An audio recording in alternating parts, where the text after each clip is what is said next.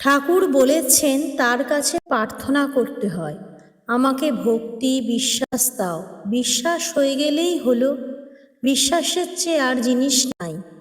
এই বাণীতে শ্রী শ্রী ঠাকুর রামকৃষ্ণদেব আমাদের শেখাচ্ছেন যে ঈশ্বরের কাছে ধনসম্পদ যশ বা ভোগের জিনিস নয়, ভক্তি ও অটল বিশ্বাস প্রার্থনা করা উচিত। ভক্তি মানুষের হৃদয়কে পবিত্র করে এবং ঈশ্বরের প্রতি ভালোবাসা জাগিয়ে তোলে।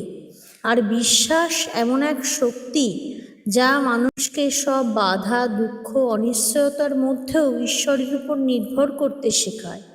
ঠাকুর বলেছেন যার সত্যিকারের বিশ্বাস জন্মেছে তার ঈশ্বরলাভের পথ অনেক সহজ হয়ে যায়, কারণ বিশ্বাস থাকলে মন আর দ্বিধায় ভোগে না। জীবনের প্রতিটি পরিস্থিতিতে মানুষ অনুভব করে তিনি আছেন, তিনি পথ দেখাবেন।